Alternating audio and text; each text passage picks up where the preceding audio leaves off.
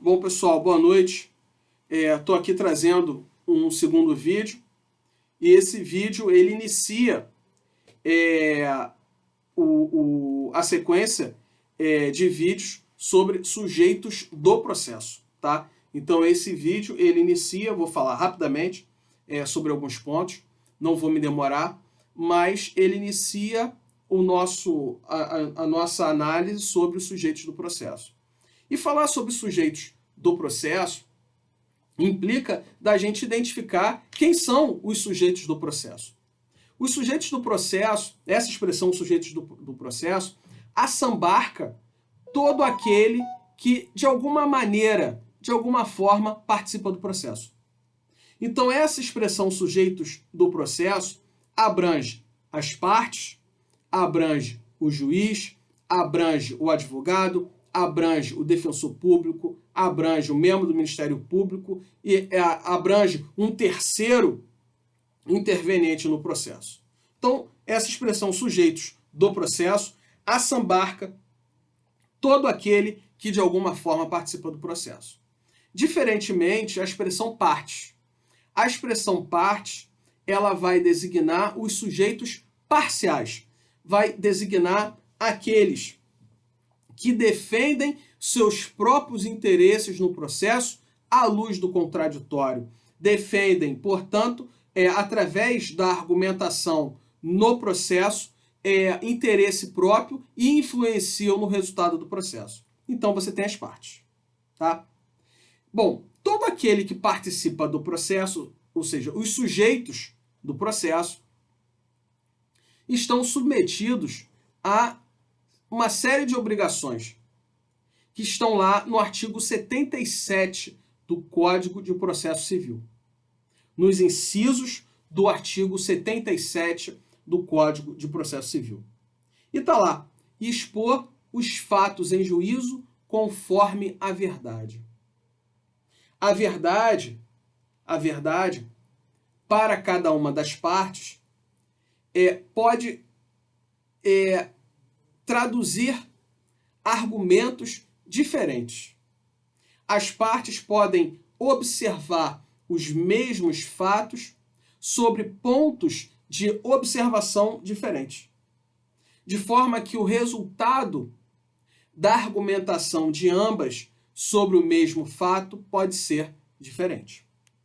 Tá? Então essa questão da verdade, e a verdade, a meu juízo, ela é importantíssima para o direito processual. A verdade, ela é importantíssima para o direito processual, porque na realidade o processo ele se inicia e corre rumo à decisão final, seja ela a sentença ou um acórdão, buscando a verdade dos fatos. Buscando a verdade dos fatos. Né? A verdade, portanto, pode ter pontos de observação distintos. E por isso a verdade para A não é a mesma verdade de B. Isso, pontos de observação sobre o mesmo fato diferentes, não significa que alguém violou a verdade. Violar a verdade é mais do que as partes se encontrarem em pontos de observação diferentes. É ir contra os próprios fatos. Isso é violar a verdade. É ir contra, é depor contra os próprios fatos. Tá? A verdade, ela importa no dever de boa-fé. Importa no dever de boa-fé. Né? No princípio da boa-fé. Bom, inciso 12 ele fala não formular pretensão ou apresentar defesa quando cientes de que são destituídos de fundamento. Esse dever processual ele é muito sensível, porque às vezes as partes insistem em algo que é absolutamente destituído de fundamento. Então o artigo 77 ele fala, são deveres das partes, dos seus procuradores e de todos aqueles que de qualquer forma participem do processo, não formular pretensão ou defesa cientes de que são destituídas de fundamento. Importantíssimo isso. Isso está absolutamente ligado com a verdade, né? O código faz uma gradação, ele coloca a verdade e depois ele coloca a defesa destituída de fundamento. E, na mesma esteira, não produzir provas, não praticar atos inúteis ou desnecessários à declaração ou à defesa do direito. Então, ao mesmo tempo, ele coloca no inciso 2 não formular defesa quanto destituída de fundamento, e no inciso 3 ele fala não produzir prova e não praticar atos inúteis ou desnecessários. Cumprir com exatidão as decisões jurisdicionais de natureza provisória ou final e não criar embaraços na sua efetivação. Então, esse inciso 4 ele fala das decisões judiciais. O inciso 4 ele é importantíssimo porque ele fala das decisões judiciais. Tá? E no parágrafo 1º, você vai perceber o seguinte. O parágrafo 1º fala, nas hipóteses do inciso 4, o juiz advertirá qualquer das partes mencionadas no caput de que sua conduta poderá ser punida como ato atentatório à dignidade da justiça.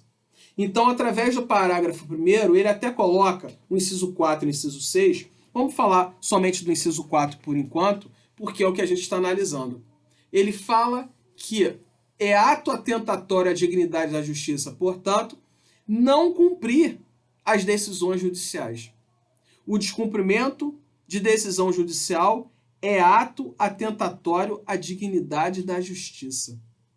Obviamente, o inciso 2 ele fala, a violação do inciso 4 constitui ato atentatório à dignidade da justiça, devendo o juiz, sem prejuízo das sanções criminais, civis e processuais, aplicar ao responsável multa de até 20% do valor da causa. Né? Então, se a pessoa acaba por descumprir uma decisão judicial, o descumprimento voluntário da decisão judicial, acarreta a prática de ato atentatório à dignidade da justiça e importa em multa de até 20% do valor atribuído à causa, de acordo com a gravidade da conduta. Tá? Detalhe importante é que essa multa ela é revertida à União ou ao Estado, conforme for o caso. Tá? Então, ela é revertida à União e ao Estado. Caso não seja paga, vai ser inscrito em dívida ativa da União e do Estado. E será executada por via de execução fiscal. Tá? Então, o descumprimento de decisão judicial é ato atentatório à dignidade da justiça, importa em multa, além das demais sanções cabíveis. Caso não pago, o valor é inscrito em dívida ativa e sujeito ainda à execução fiscal. Tá? Inciso 5, ele fala em declinar, no primeiro momento que couber falar nos autos, um endereço residencial profissional de onde a parte vai receber as intimações. Inciso 6, não praticar inovação ilegal no estado de fato, de bem ou de direito litigioso. O interessante é que, na minha memória, né, quem estudou processo civil no início dos anos 2000, eu, na realidade, estudei processo civil no final da década de 90, né? Eu entrei na faculdade em 95, saí em 99, portanto, estudei processo civil no final da década de 90. Me orgulho muito de ter estudado nessa época. E início dos anos 2000, portanto, a gente tinha, até há pouco tempo, né? Até há pouco tempo, a gente tinha a medida cautelar de atentado, que era justamente a inovação no estado de fato. Então, se vocês observarem a literatura de direito processual no período anterior a 2015, vocês verificarão a figura do atentado, né? justamente aquela situação da inovação do Estado de fato. Uma inovação ilegal no Estado de fato. Tá? Era fundamento de uma medida cautelar, chamada de atentado. Tá? Isso apenas uma questão histórica, né? E talvez de esclarecedora numa pesquisa, uma literatura anterior a 2015. Então, o inciso 6 ele fala da prática da inovação ilegal no Estado de fato, de bem ou direito litigioso.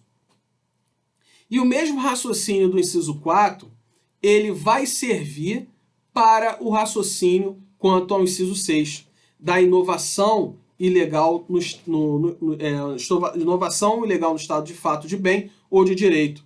Né? Vai ser caracterizado como ato atentatório à dignidade da justiça, vai estar sujeito a multa até o valor de 20%. Essa multa reverterá para a União ou para os estados, conforme o caso, vai estar sujeito à inscrição em dívida ativa e também à execução fiscal. Tá? Deixa eu ver aqui.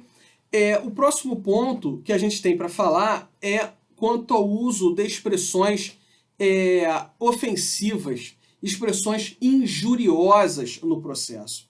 E o artigo 78, ele traz que o uso dessas expressões, quando do uso dessas expressões, elas serão riscadas a requerimento do ofendido. Então, as expressões injuriosas, as expressões ofensivas às partes, aos seus advogados, ou até mesmo a um terceiro no processo, né, ela será devidamente riscada. O detalhe é que o Código ainda determina, no artigo 78, no parágrafo 2º, a expedição de certidão de inteiro teor das expressões ofensivas. E vai colocar essa certidão de inteiro teor à disposição da parte interessada. E aí você me perguntaria, Rodrigo, por quê? Qual o interesse de alguém obter uma certidão de inteiro teor de uma ofensa que lhe fora desferida no processo?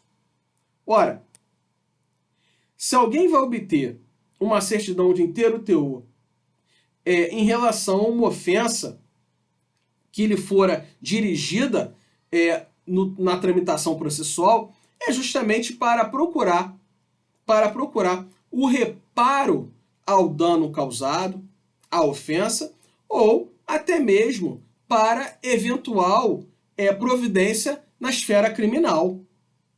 Então, naquele processo o juiz manda arriscar, mas não sem deferir, expedir uma certidão de inteiro teor, para que então a parte procura fazer com que aquele xingamento, né, aquela ofensa, tenha os seus efeitos jurídicos próprios, ou seja, na esfera criminal, na esfera indenizatória. Tá? Na esteira ainda dos deveres processuais, e o artigo 78, ele não traz nada além daquilo que o artigo 77 já previa, que é um dever processual, né?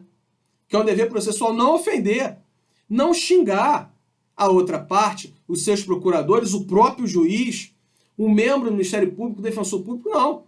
As partes deverão manter o tratamento cordial durante toda a tramitação processual. Né? Muitas vezes há discussões calorosas no processo, essa é a verdade. Né? Existem situações em que as discussões são calorosas, principalmente quando a gente fala das coisas do coração, né? Das coisas, das matérias relativas ao afeto, são calorosas, né? Muitas vezes são tormentosas, cada uma das partes defendendo o seu ponto de vista, mas isso não dá direito nem das partes, nem dos seus procuradores, de trazer aos autos e até de pronunciar ofensas, seja nos autos, seja na oralidade. Tá? Então as expressões serão devidamente riscadas. tá? Deverão ser devidamente riscadas. E é interessante, eu falei da oralidade, e o parágrafo primeiro, ele fala dessa ofensa oral, né? Ele fala assim: quando expressões ou condutas ofensivas forem manifestadas oral ou presencialmente, o juiz advertirá o ofensor de que não as deve usar ou repetir, sob pena de lhe ser cassada a palavra. Tá? Então tá aí o artigo 78 falando sobre o uso de expressões injuriosas. O código fala, melhor falando, de expressões ofensivas, né? Nos escritos apresentados, manifestações ofensivas nos escritos apresentados. Bom, na esteira, portanto, dos deveres processuais, a gente se depara no artigo 79 com as condutas da litigância de má-fé. Ele fala: responde por perdas e danos aquele que litigar de má-fé. Então, quem litiga de má-fé responde por perdas e danos. E o artigo 80 complementa o artigo 79, enumerando as condutas. Então, o artigo 79 fala, ó, quem mantém conduta de litigância de má-fé responde por perdas e danos. E vem o artigo 80 e enumera as condutas de litigância de má-fé. Vamos passar por elas, que elas são bem importantes da gente, pelo menos em termos de teoria do processo, ter o primeiro contato. Ele fala: considera-se litigante de má-fé aquele que deduzir pretensão ou defesa contra texto expresso de lei ou fato incontroverso. É aquela questão, o fato controverso é justamente aquela questão da mentira que eu havia falado, né? Uma coisa é você ter interpretação diferente sobre o mesmo fato. Você olhar o mesmo fato de forma diferente. Mas você não nega o acontecido, né? Rodrigo esfaqueou Mévio. Ponto. Todo mundo sabe que o Rodrigo esfaqueou Mévio.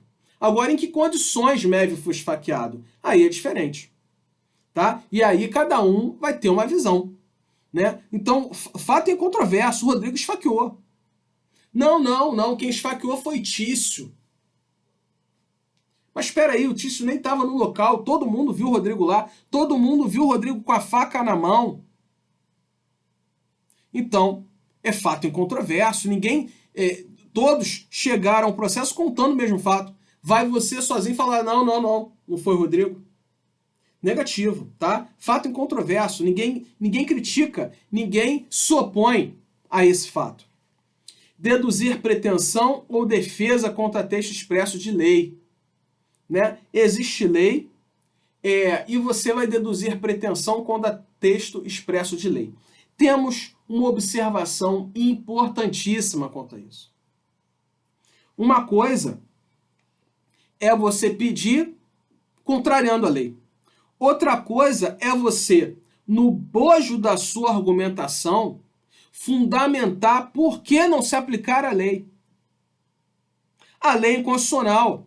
Rodrigo, a lei é inconstitucional. Ela fere norma constitucional. Ah, tá. Então, por isso você quer essa pretensão, mas existe uma lei que impede dessa pretensão lhe ser deferida e você argui a inconstitucionalidade da lei. Tem fundamento isso? Tem. Tem fundamento. Vamos em frente. Tá? Uma outra coisa o que o Código traz aqui nas condutas de litigância de má-fé são questões absurdas. Deduzir pretensão ou defesa contra texto expresso. Ou seja, está taxado e ninguém discute esse texto, essa lei. Ninguém discute o que a lei determina. Uma outra coisa é a lei, né? Você pode ter uma norma que contraria a Constituição, uma norma que não foi recepcionada, e assim sucessivamente. Então, deduzir pretensão ou defesa contra texto expresso de lei ou fato incontroverso. O inciso 2 vem ainda falando da verdade. Eu não quero ser enfadonho, mas, a meu juízo, o legislador de 2015, meus amigos, ele trouxe a verdade como pedra de toque. ele fala novamente da verdade, alterar a verdade dos fatos. Então, a verdade vem no artigo 77, a verdade novamente vem no artigo 80 e a gente precisa se atentar a ela, tá? Depois ele fala no inciso 3, usar o processo para conseguir objetivo ilegal. Olha que interessante, quem nunca escutou uma frase, eu vou te processar, hein? Ou às vezes a gente fala na brincadeira, ou às vezes a gente escuta na rua, né? Eu vou te processar, como se o processo fosse um efetivo castigo para uma conduta que nos contrariou. E muitas vezes aquela conduta que nos contraria é absolutamente legal. É absolutamente legal. Então, quem nunca escutou, eu vou te processar, mas o processo ele não pode ser um meio, aliás, ele não pode ser o fim para conseguir uma vingança. O processo, na realidade, ele não pode ser meio de se conseguir vingança de ninguém. O processo ele tem que ser meio de realização de direitos previstos no ordenamento jurídico. Isso, o processo é instrumento do direito. Tá? Então, não podemos simplesmente utilizar o processo para conseguir um objetivo legal. Objetivo de vingança. Objetivo de vingança. Conseguir locupletamento ilícito. Vou mover uma ação que eu sei que vai ganhar, mas a ação é completamente destituída de fundamento, mas eu quero conseguir, eu sei que ao final eu vou conseguir dinheiro. Não posso usar o processo para conseguir o objetivo legal. Não posso usar o processo como forma de extorsão. Eu vou te processar, então eu não posso utilizar o processo como forma de extorsão. Inciso 4. Opuser resistência injustificada ao andamento do processo. Então, é o processo tartaruga, né? Aquela parte, aquele terceiro que quer fazer que o processo ande a passos de tartaruga. Não posso. Não posso colocar empecilhos infundados. Não posso, de nenhuma maneira, trazer incidentes manifestamente infundados, já falando do inciso 6, provocar incidentes manifestamente infundados. Outra coisa é interpor recursos manifestamente infundados. Na realidade, os incisos do artigo 80, eles se entrelaçam. Na vida prática, quando coloco, né, eu não consigo, na realidade, quando eu suscito conduta de litigância de má-fé, eu não consigo, nunca consegui, colocar num único inciso. Quando a parte ultrapassa a linha da boa-fé processual, ela fatalmente incide em pelo menos duas condutas do artigo 80. Eu, pelo menos, nunca consegui visualizar a parte incidindo numa conduta só. Não, olha só, ele alterou as verdades dos fatos, né? Mas quando ele altera a verdade dos fatos, ele também opõe resistência injustificada ao andamento do processo, né? Então, eu não consigo colocar num único inciso. Ele ultrapassou a linha da boa-fé, ele vai tropeçar em pelo menos dois incisos. Isso é realmente, na minha vida prática de 21 anos, eu não consegui enquadrar um caso de litigância de má-fé em um único inciso. Tá? Então vamos lá. Inciso 4. Opuser resistência injustificada no andamento do processo. 5. Proceder de modo temerário em qualquer incidente ou ato do processo. Provocar incidente manifestamente infundado. Interpuser recurso com intuito manifestamente protelatório. Tá?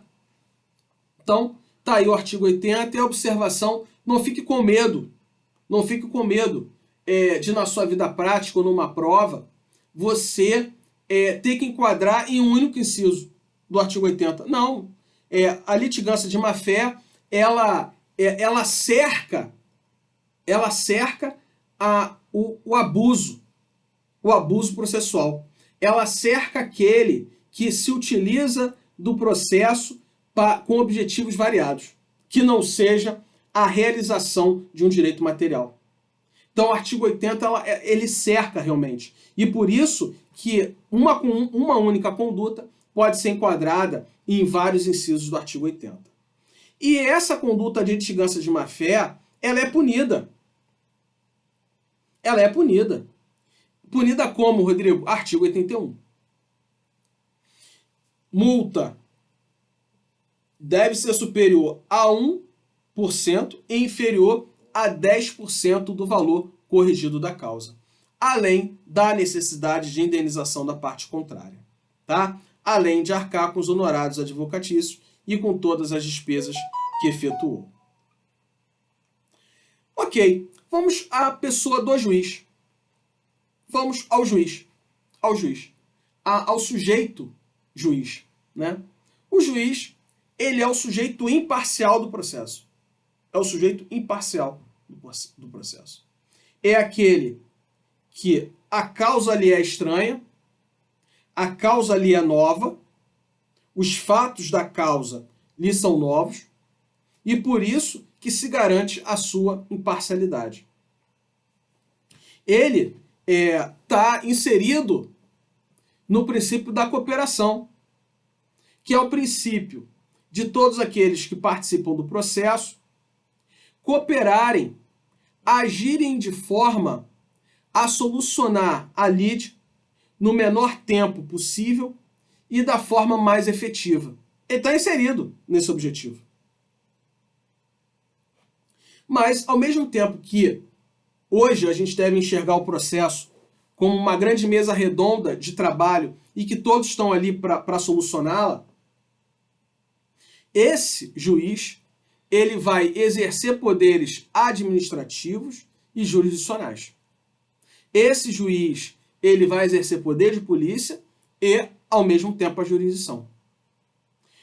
Esse juiz ele não pode permitir que haja perturbação no processo, que haja desordem no processo. Ele vai prezar, portanto, para que os atos processuais sejam praticados da forma como processualmente devam ser praticados. Quando forem atos solenes, eles deverão ser praticados segundo a solenidade prevista na lei. Sim, então o juiz está aí para isso. E está aí, o juiz vai estar no processo também para o exercício da jurisdição, tá? Para os atos jurisdicionais. Essa garantia da imparcialidade, ela é trazida no esteio da Constituição da República. Não é porque o juiz passou no concurso que a gente vai dar melhores condições de vida a ele, a vitaliciedade, inamovibilidade, irredutibilidade de subsídio, não. A gente vai dar essas garantias constitucionais a ele para garantir-lhe a imparcialidade. Não é porque o juiz é bonito ou a juíza é bonita que a gente vai dar isso a ele. Não, não é por isso não. É justamente para garantir a lisura da prestação jurisdicional. Então ele tem a garantia da vitaliciedade e ele só vai poder perder a sua posição por sentença transitada em julgado. E na movibilidade não é qualquer pedido político que vai tirar o juiz de onde ele está. Não. E na movibilidade, irredutibilidade de subsídio, não é porque ele sentenciou, ele decidiu numa determinada maneira que vai retirá-lo de onde ele está e reduzir os seus vencimentos, irredutibilidade de subsídios. E ainda para garantir, tudo isso para garantir imparcialidade. Então veja, de um lado você estuda os princípios processuais e estuda o princípio da imparcialidade, e do outro aqui você estuda como garantir essa imparcialidade?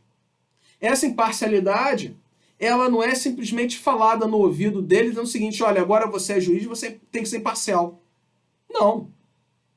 E uma outra coisa muito mais grave que isso. Não é porque ele é juiz que ele deixa de ser humano. Que ele tem que esquecer a estrutura familiar dele. Os estudos que ele fez antes do direito e depois do direito, não. Ele vai ser juiz com isso tudo. Porque o juiz é pessoa. E na sua sentença, ele vai ter que se referir à lei. E essa referência, nem à lei, ao ordenamento jurídico, e essa referência, essa referibilidade ao ordenamento jurídico, também é garantia da sociedade quanto à imparcialidade. Então, não se quer um juiz alheio ao mundo dos humanos. Não se quer um juiz alheio ao mundo dos humanos. E essa discussão quanto às tecnologias, né, é muito viva e é muito recente, é muito atual. Né? Acerca dos softwares, dos robôs. É muito atual. Né? Então, não se quer um juiz alheio.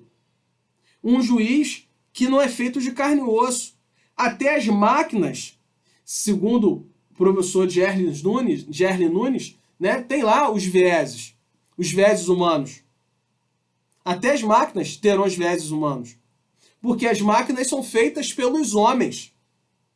Então, terão os vieses humanos. E como retirar isso? Essa é a grande discussão. Essa é uma das grandes discussões da nova era. Mas vamos voltar para cá. Então, o juiz, ele deve ser imparcial. E as garantias constitucionais deferidas à magistratura, elas são garantias da imparcialidade. E a própria Constituição veda atividades relacionadas ao juiz. Ela veda, por exemplo, exercer, ainda que em disponibilidade, cargo ou função, salvo uma de magistério.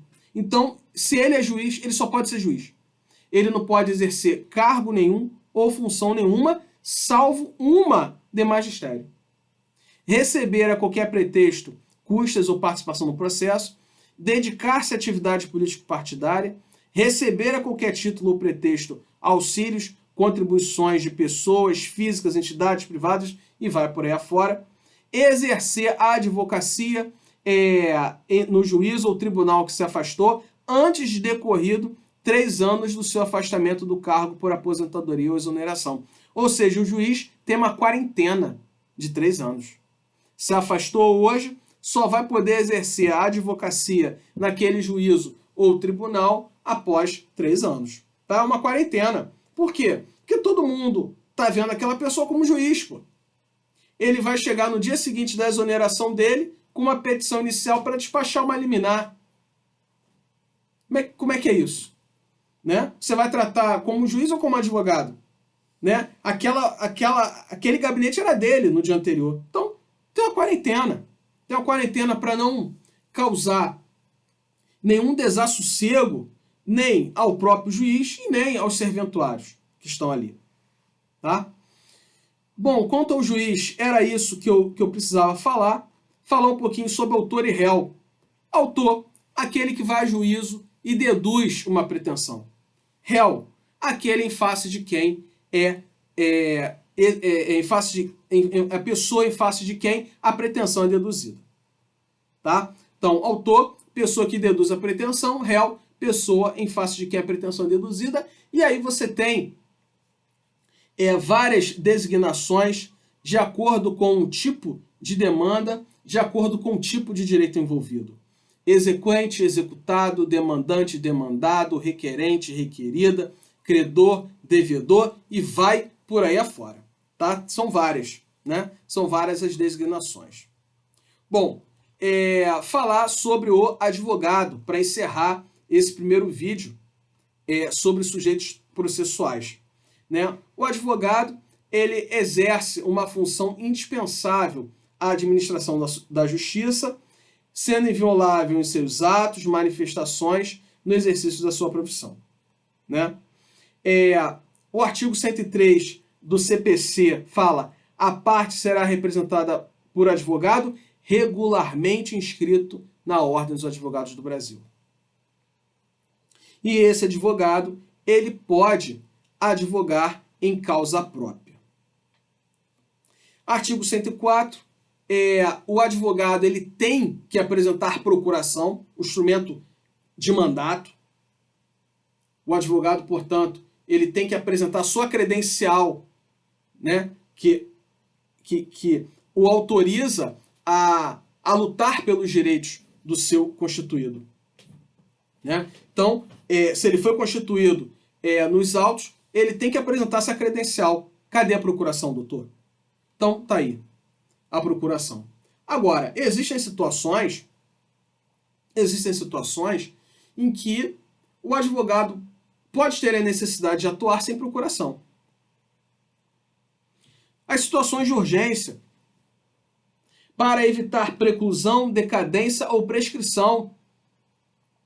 E, fatalmente, uma situação de urgência. Então, para evitar preclusão, decadência ou prescrição, e ainda em qualquer outra situação que você qualifique como uma situação absolutamente urgente.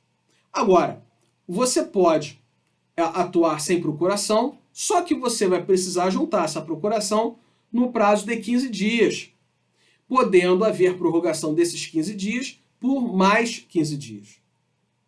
E o que acontece, Rodrigo, se o advogado não juntar a procuração no prazo, nem no prazo prorrogado? Os atos praticados por esse advogado serão considerados ineficazes. Ou seja, o ato vai existir, o ato vai ser válido, mas o ato não gerará mais efeitos. Os atos praticados serão ineficazes, além da necessidade que a parte pode ter de ter danos reparados por este advogado. Bom, o artigo 105, também do CPC, ele fala sobre os poderes. Os poderes, para o foro em geral, significam que o advogado vai poder praticar tão somente os atos necessários para a defesa daquela tese, daquela causa. Existem atos mais restritos, mais especiais.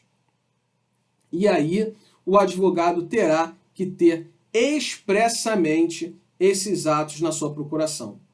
São os atos de citação, confissão, reconhecimento da procedência do pedido, transação, desistência, renúncia ao direito sobre o qual se funda a ação. Ele precisa de autorização especial para receber, dactação, firmar compromisso, assinar declaração de hipossuficiência. Então, esses atos que eu enunciei agora estão lá no artigo 105. Para a prática desses atos pelo advogado, ele precisa ter poderes especiais. Tá? Muito bem. O artigo 107, para terminar esse vídeo, que está aí há quase 40 minutos, ele precisamos tratar das prerrogativas do advogado. Estão lá no artigo 107. Examinar os autos, tá? Mesmo sem procuração, requerer como procurador vista em qualquer processo, retirar os autos de cartório pelo prazo legal, sempre que for, sempre quando estiver dentro do seu prazo. Tá? Então, em resumo, eu gostaria de falar, portanto, do artigo 107. Ficamos por aqui. Teremos pelo menos mais dois vídeos. Vou falar sobre litisconsórcio e vou falar sobre intervenção de terceiros, né, dentro dos sujeitos do processo. Tá bom? Obrigado pela atenção. Desculpa qualquer coisa. Até logo, meus amigos.